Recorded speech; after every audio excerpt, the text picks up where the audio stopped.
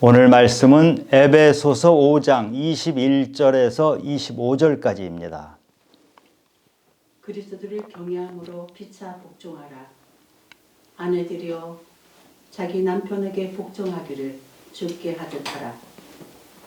이는 남편이 아내의 머리됨이 그리스도께서 교회의 머리됨과 같으니 그가 바로 몸의 구주시니라.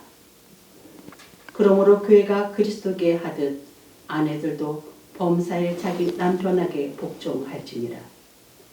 남편들아 아내 사랑하기를 그리스도께서 교회를 사랑하시고 그 교회를 위하여 자신을 주신같이 하라.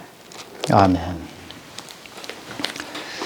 제 친구 중에 사업을 제법 크게 하던 친구가 있었어요.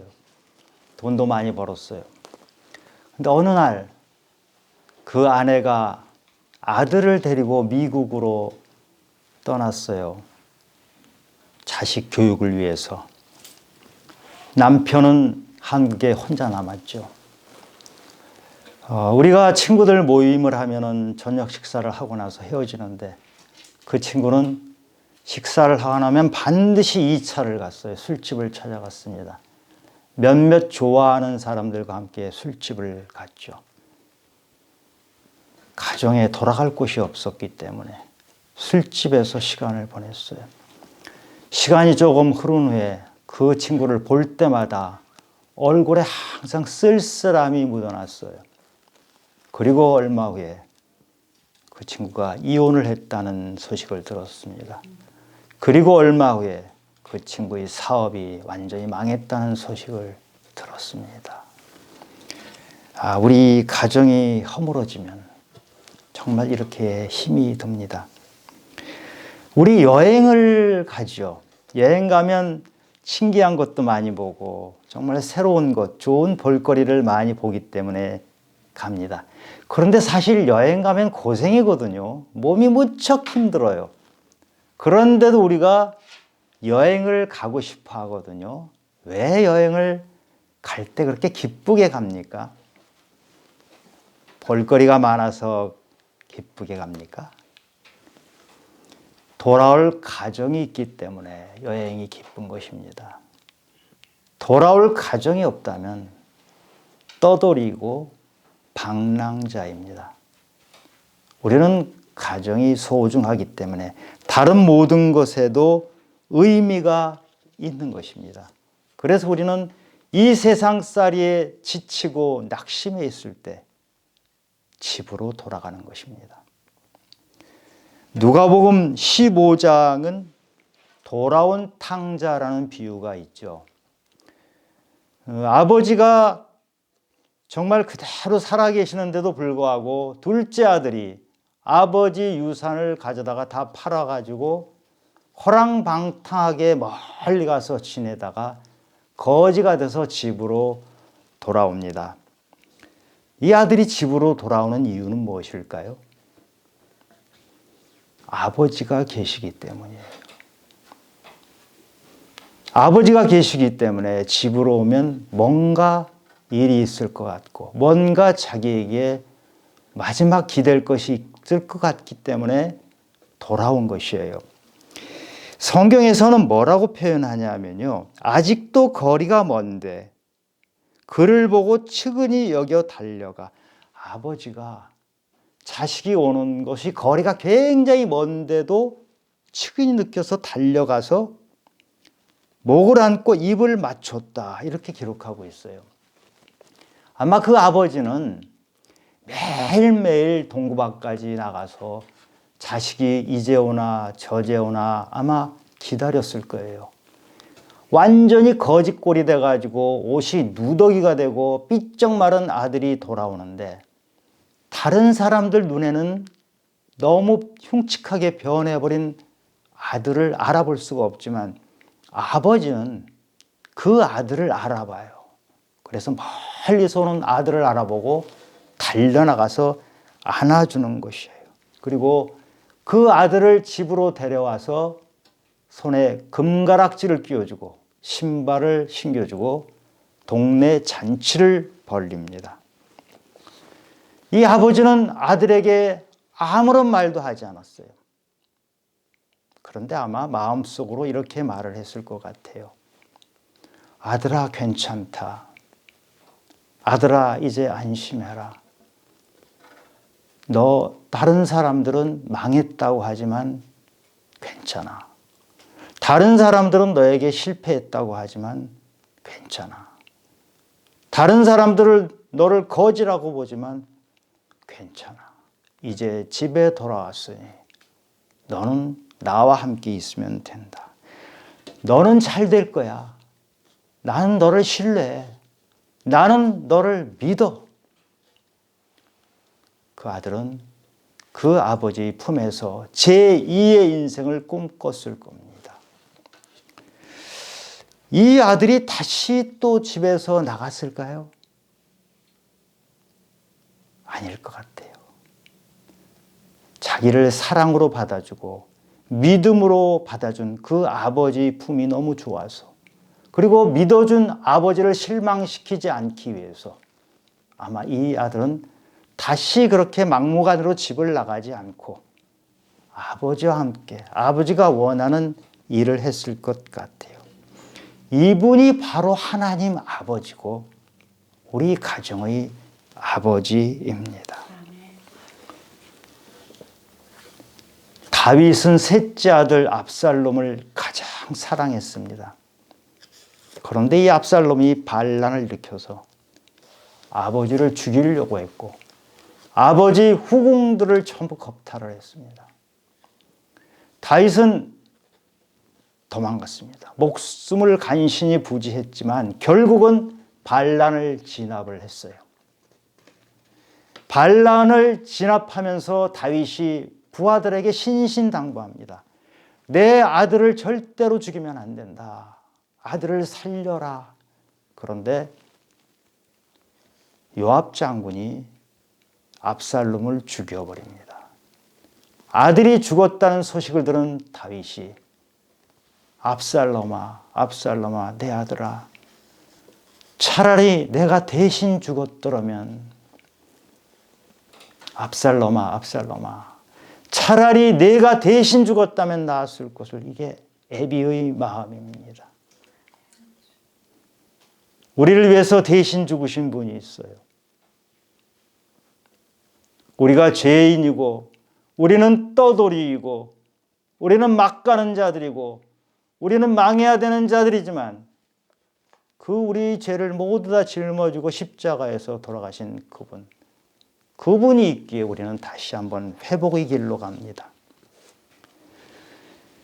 십계명 중에 보면 사람들에게 준 계명, 사람과 사람 사이의 계명 중에 첫 번째가 내 부모를 공경하라 이렇게 하죠. 자녀들에게 내 부모를 공경하라 이러면서 막상 부모들에겐 내 자식을 어떻게 하라 이런 표현이 십계명에 전혀 없어요.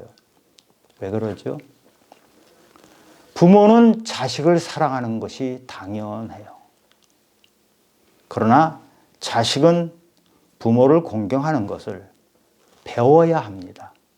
십계명은 배우라고 가르치라고 주신 계명이에요. 자식이 부모를 공경하도록 가르쳐라. 마음판에 새겨놓고 끊임없이 가르치라. 이 말씀입니다. 우리는 예수를 믿잖아요.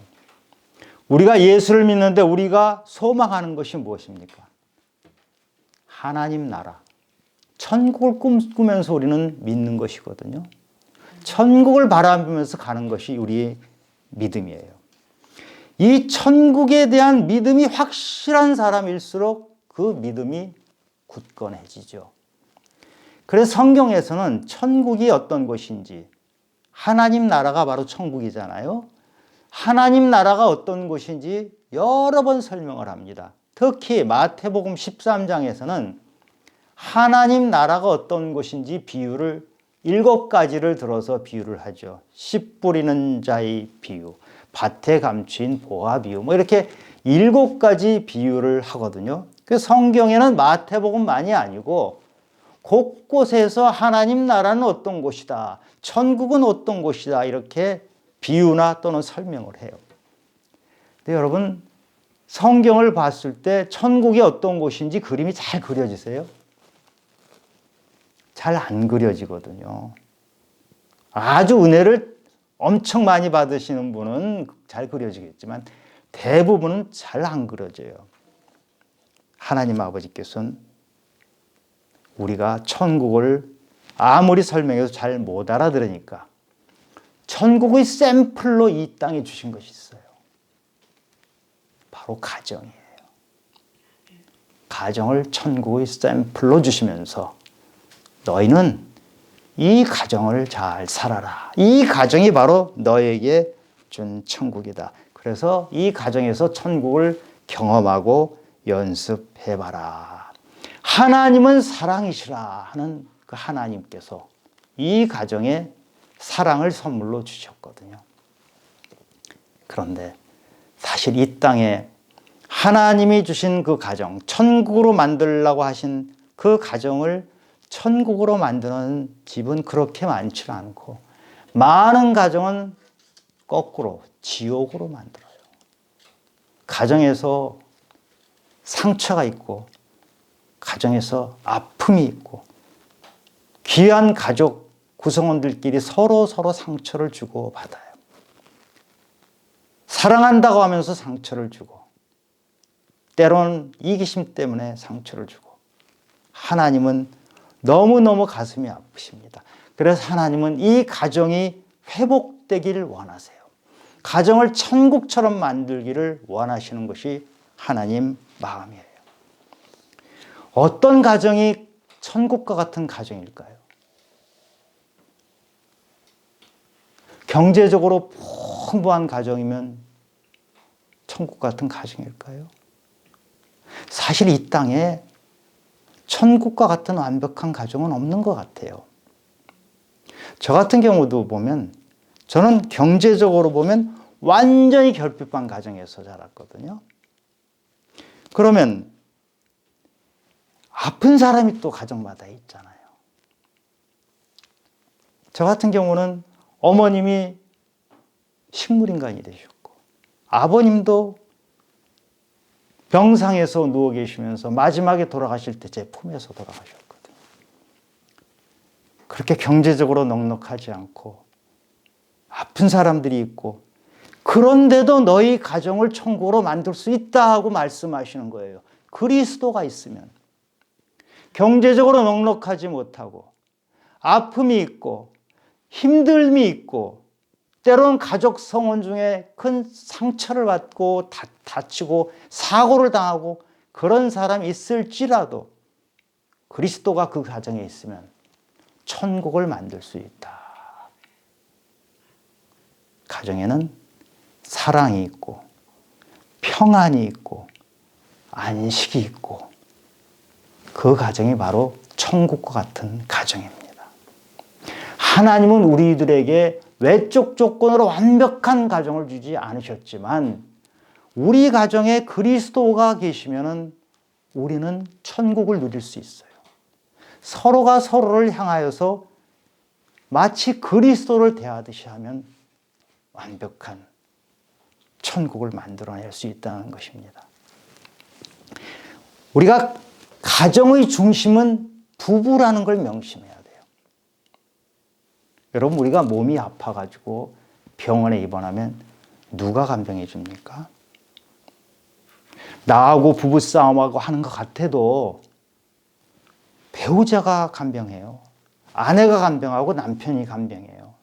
아내나 남편이 없을 때에 딴 사람이 하는 거지. 아내와 남편이 있으면 아무리 집안에서 지지받고 싸우고 한 것 같아도 여러분 병원에 있을 때 간병해 주는 건 아내고 남편이고 마지막을 지켜보는 사람은 바로 아내고 남편입니다. 그래서 그 가정의 중심은 바로 남편이고 아내가 돼야 되는 것이 하나님이 주신 질서예요. 그런데 요즘은 집집마다 아이를 하나하나 둘 낳잖아요. 그 아이가 황제가 돼버려요. 가정에서 그 아이를 위해서 모든 것을 해요. 가정이 그 아이를 중심으로 돌아가 버려요. 그런데 아주 애기일 때, 갓난애기 때는 그렇게 할 수밖에 없지만 한 3살 정도 되면 아이들을 가르쳐야 됩니다. 너는 결코 가정의 중심이 아니야. 가정의 중심은 너희 엄마 아빠야. 다만 그 자녀가 부모의 사랑을 흠뻑 받는다는 것은 깨닫도록 해야 되지만 너를 중심으로 해서 가정이 돌아가는 결코 아니다 하는 것을 가르쳐야 돼요. 더군다나 아빠의 자리까지 아이가 차지해가지고 그 가정에서 가장 높은 자리에 아이가 있는 그 가정은 잘 될 수가 없어요.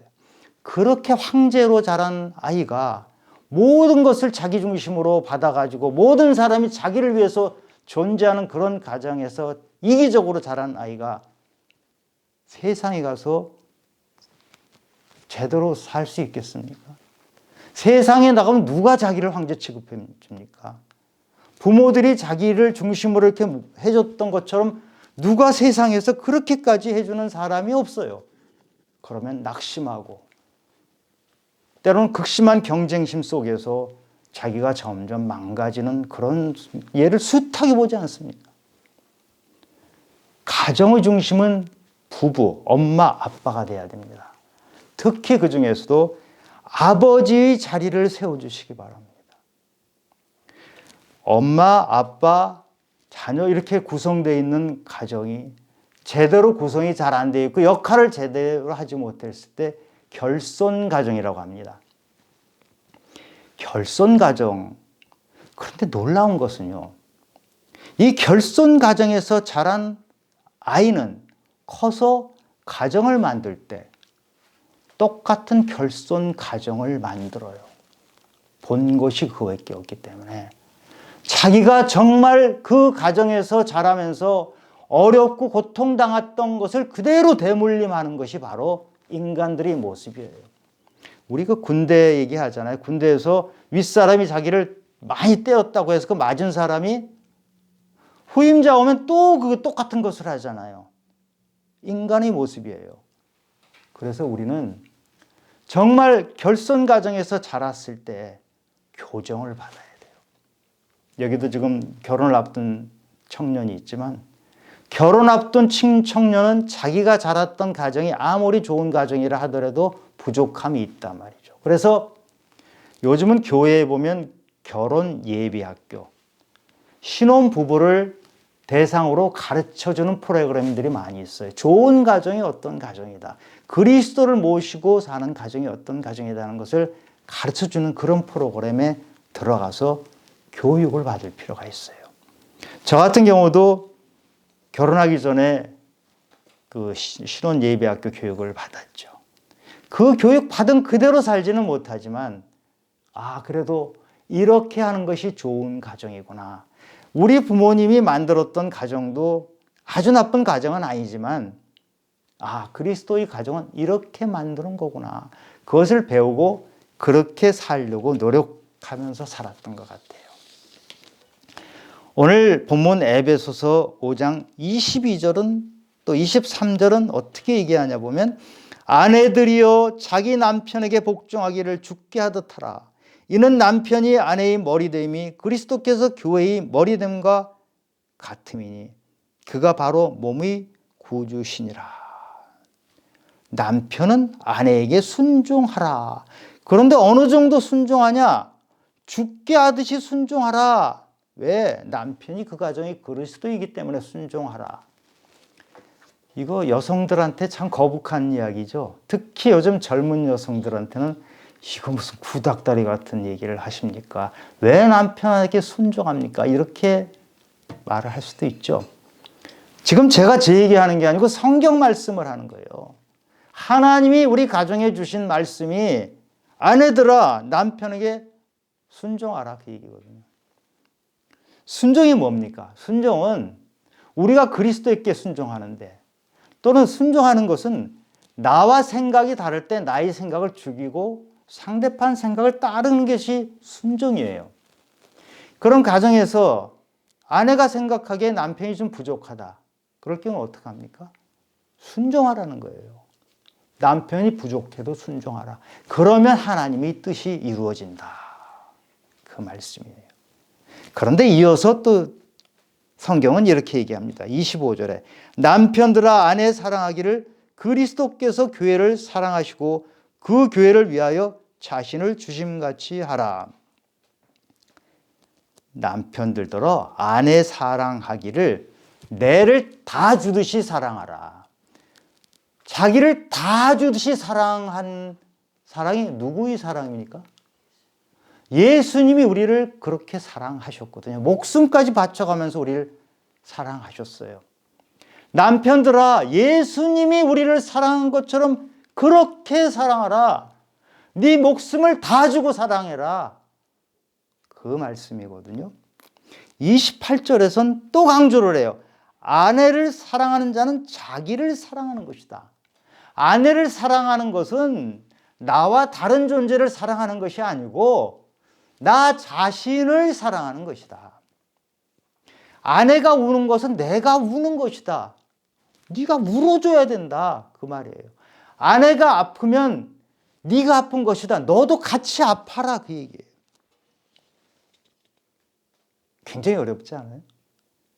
그런데 이 성경 구절을 가지고 정말 많은 얘기가 있어요. 남편더러 아내를 사랑하라 그랬는데 그거하고 아내더러 남편에게 순종하라 그랬는데 서로 띠꺽띠꺽 하잖아요. 아내는 남편한테 당신 왜 나 사랑 안 해? 그러고 남편은 아내한테 왜 당신 나한테 순종하지 않아? 그래서 하나님이 딱 하신 말씀이 21절 보면 서로 피차에 복종하라. 순종은 피차하라. 그런데 우리가 한번 생각을 해보자고요. 사랑하는 것. 남편이 아내를 사랑하는 것하고 아내가 남편에게 순종하는 것하고 어느 것이 먼저일까요? 우리가 아내와 남편을 가지고 얘기하면 조금 헷갈리죠. 예수님이 우리를 사랑하셨어요. 우리는 예수님께 순종을 하죠. 어느 것이 먼저예요?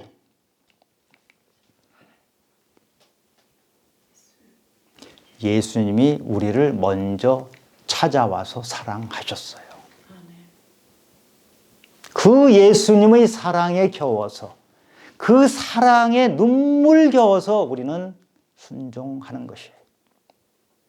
저도 예수님이 저를 문득 찾아와 줘서 제가 깜짝 놀라서 주님, 제가 무릎 꿇습니다. 지금까지는 제 힘으로 살았고 제 잘난 맛에 살았는데 이제는 주님께 무릎 꿇고 주님이 시키는 대로 하겠습니다. 이렇게 했거든요. 그리스도께서 우리를 먼저 사랑하셨어요. 그 사랑 때문에 그 은혜 때문에 내가 주님 앞에 무릎 꿇는 것이. 남편의 사랑이 먼저입니다.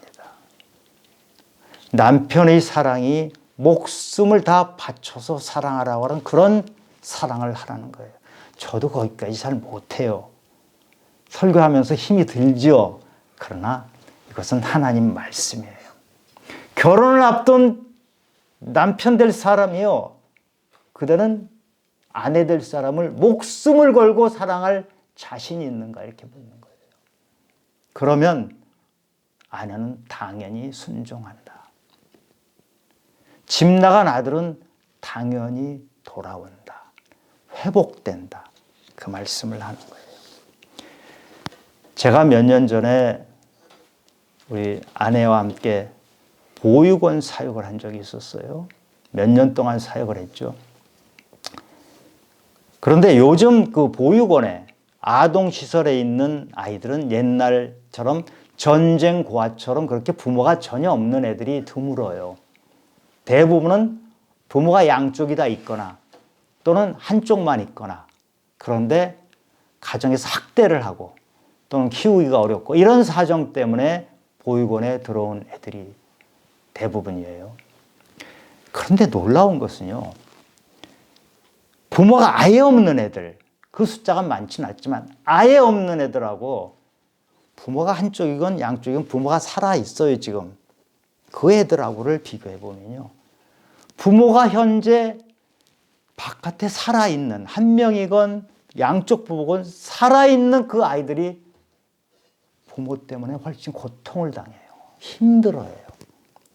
아이의 부모가 없으면은 걔들은 마음 편하게, 아예 나는 없다 생각하고 그렇게 과감하게 담대하게 살아가는데, 부모라는 사람들이 있으면서, 한쪽이 됐건 두 쪽이 있건 있으면서 자녀를 자녀답게 키우지 못하면 그 아이들이, 그 어린 아이들이 너무너무 시달려요. 지금 벼랑 끝에 모인 위기 가정이 굉장히 많잖아요. 3가정 중에 한 가정이 지금 이혼을 한다고, 그게 벌써 오래전 얘기예요. 지금은 모르겠어요. 2가정 중에 하나가 이혼하는지도 모르겠어요. 황혼 이혼이라고 해서 나이가 70, 80 되신 분들이 이혼을 해요.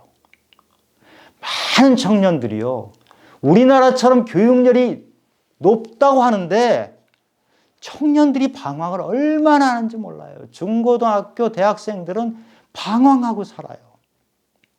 왜 그래요? 가정이 허물어져서 그래요. 특히 아버지가 비어있기 때문에 그래요. 어린아이들이 어려움을 겪는 애들이 있잖아요. 심리적으로 어려움을 겪는 그 애들한테 가정을 그려보라. 너희 가정에 뭐 엄마, 아빠, 형, 동생 이렇게 있는 가정을 그려보라 그러면 그 어려움을 겪는 가정에 거의 공통적으로 들어가는 것이 아빠의 자리가 비어 있어요. 아빠가 아예 없기도 하고요. 아빠를 그려도 거의 손톱만큼 조그맣게 그려놔요. 아버지가 제자리를 차지하지 못하고 있어요. 여러분, 자식을 돌보는 건 엄마가 주로 많이 돌보는 건 맞아요. 그러나 아버지 빈자리는 아이에게 더 큰 영향을 미쳐요. 아이가 잘 자라기를 바라십니까? 아니면 아이가 지금 잘못되고 있는데 회복되기를 바라십니까? 그러면 아버지가 제자리를 빨리 찾아야 돼요.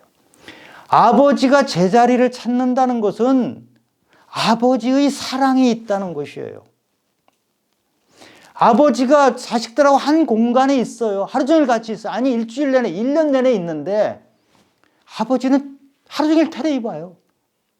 하루 종일 자기 일해요. 자녀 일에 무관심해요. 자녀에게 아무런 사랑을 안 줘요. 그러면 아버지는 한 공간에 있지만 아버지 자리는 여전히 비어 있는 것이에요. 자녀들은 사랑을 먹고 자라거든요. 영어 공부하고 수학 공부해서 잘 자라는 게 아니에요. 그것도 물론 필요하지만 더 중요한 것은 사랑을 먹고 자라는 것이에요. 지금 누가복음 15장에 둘째 아들이 집 나갔다가 돌아왔잖아요. 그 아들은 집을 나갔어요. 호랑방탕했어요. 실패했어요. 망가졌어요. 거지가 됐어요. 그런데 아버지의 사랑을 받으니 그 아들은 회복이 됐더라. 사랑이 있으면 회복이 돼요. 여러분, 사랑을 흠뻑 주시기 바랍니다. 아버지의 사랑이 아내에게 쏟아지면 그 아내의 사랑이 어디로 갑니까? 자식한테 가는 거예요. 아내의 사랑, 아버지의 사랑, 아내의 사랑이 자식한테 가면 그 자식은 무럭무럭 사랑 먹고 성장을 하는 것이에요. 자식이 아버지의 사랑을 충분히 받지 못하면 어디로 빠집니까? 마약으로 빠지죠. 게임으로 빠지죠. 섹스로 빠지죠. 요즘은 마약, 게임, 섹스가 멀리 있질 않아요. 바로 옆에 있어요. 초등학생들도요, 야동, 섹스 얼마든지 접할 수가 있는 그런 세상이거든요. 아버지가 제자리를 안 지키면 애들은 가까운 그런 것에 금방 빠져버리는 것이에요. 여러분, 사탄이 가장 잘 취하는 전략이 가정을 허무는 것이에요. 며칠 전에 우리나라 아주 유명한 개그맨이 세상을 떴는데 정말 안타까운 것은 그 개그맨의 가정이 완전히 허물어져 버렸다는 것이에요. 가정을 세우는 데는 시간이 걸리지만 가정을 허무는 것은 순식간에 허물어집니다. 가정이 순식간에 허물어지면 우리의 사회도 순식간에 허물어집니다. 그래서 사탄은 가정을 허물기 위해서 집중 공략을 하는데 그 중에서도 특히 아버지의 자리가 제대로 서지 못하도록 공략을 합니다. 어떻게 공략합니까? 아버지가 바빠요. 여러분, 우리 바쁘다는 얘기 많이 하잖아요. 대부분의 바쁘다는 얘기는 가짜예요. 바쁜 게 아니고 바쁘다고 생각하는 것이에요. 그 바쁘다고 생각하는 것이 우리를 좋은 길을 못하게 막아대요. 사탄은 아빠가 바빠 이렇게 하도록 만들어요. 가짜예요. 속임수죠. 아빠가 돈 버는 것이 최고야. 나 돈 벌려고 너무 열심히 해. 돈 버는 것 때문에 자식 망가진 집안이 얼마나 많은지 몰라요. 나 직장이 너무 중요해. 남자는 직장이 중요한 거야. 가정이 허물어지면 직장이 그렇게 중요해요? 그렇지 않잖아요. 직장은 나중에 구해도 돼요. 가정은 한번 허물어져 버리면 회복하는 것이 너무너무 힘이 들어요. 남자는 바깥일 하는 거야. 맞아요. 남자는 바깥일하고 집안은 허물어져도 바깥일 계속할 수 있나요?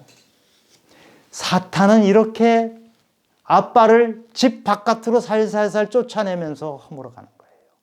그 사탄의 속임수에 넘어가지 마시기 바라요. 사탄이 장난을 치지 못하도록 예수 그리스도 이름으로 선포하시기 바랍니다. 여러분의 가정에서 예수의 핏부름으로 예수의 사랑으로 사탄을 쫓아내기 바라요. 사랑하는 우리 가족 여러분, 하나님께서는 부모를 통해서 가정을 주셨어요. 그 가정을 너희가 천국같이 만들어라. 그런데 우리가 이렇게 얘기할 수 있어요. 저는 지금 나이를 먹었는데 우리 가정은 이미 많이 허물어져 버렸어요. 회복하기도 쉽지 않아요. 어떻게 해야 됩니까? 걱정하지 마세요. 하나님은 우리에게 부모를 통한 가정도 주셨지만 우리 믿는 자에게 준 특권이 있어요. 믿음을 통한 가정을 또 주셨어요. 주님의 가족. 주님이 만들어주신 이 가족이 또 하나의 가족이에요. 너희들이 너희 부모가 만든 가정에서 천국을 누려라. 근데 그 천국을 누리기에는 이미 시간이 다 지나고 이미 모든 것이 안 됐으면 주님의 가족, 믿음을 통해서 그리스도가 계신 그 가족과 함께 삶을 누려라. 그 안에 복이 있다. 그 안에 기쁨이 있다. 회복이 있다. 그거를 하나님이 우리에게 선물로 주신 거예요. 그 선물을 마음껏 누리기 바라요. 여러분, 교회를 왔다 갔다 그냥 하지 마세요. 썬데이 크리스찬 왔다 갔다 하는 것. 그러면 하나님이 믿음으로 주신 그 가족을 누리지 못하는 거예요. 하나님은 폭포수같이 주시는데 누리지 못하는 바보들은 어떻게 해야 됩니까? 하나님 아버지, 정말 이 땅에 많은 가정이 허물어져 가고 있는데 그럴 때 예수 그리스도가 가정의 주인이 되어주시고 또 우리 교회가 새로운 가정을 만들어서 이곳에서 삶을 나누는 아름다운 가정이 만들어지길 원합니다. 가정은 사랑이 있는 것이에요. 용서가 있는 것이에요. 다른 데서는 용서받지 못해도 가정에서는 용서받는 거예요. 여러분, 가족 식구 중에 미운 사람이 있죠? 있죠. 자녀들 중에도 똑같지가 않아요. 더 예쁜 자녀 있고 덜 예쁜 자녀가 있어요. 그러나 가정은 용서를 선포하는 것이에요. 미운 사람이 있을 때 주님께 기도하세요. 용서하게 해주세요. 용서를 해야 주님이 너 수고했다. 나도 너를 용서했잖니. 이렇게 말씀하세요. 가정은 신뢰가 있는 것이에요. 믿어주셔야 돼요. 자녀가 돌아다니고 허랑방탕하고 거지가 되고 망했을 때 하나님은 그래도 너를 믿는다. 끝까지 너를 믿는다. 그 믿음 붙잡고 자녀는 다시 회복이 되는 것이에요. 가정은 안식이 있는 곳이에요. 가정을 감옥으로 만들지 마세요. 가정은 흠 많고 죄 많고 머리가 깨져가지고 들어온 그 자녀가 집에 와서 아버지, 어머니 고마워요. 나를 먹여주시고 재워주시고 도와주시니 감사합니다. 이런 안식이 있는 곳이에요. 자녀에게, 남편에게, 아내에게 안식을 주시옵소서. 가정 꿈이 있는 곳이에요. 여러분 꿈이 어디서 자랍니까? 가정에서 여러분 자녀를 좌절시키면 우리가 풀이 자랄 때 꺾어버리면 죽어버리잖아요. 자녀를 죽이는 거예요.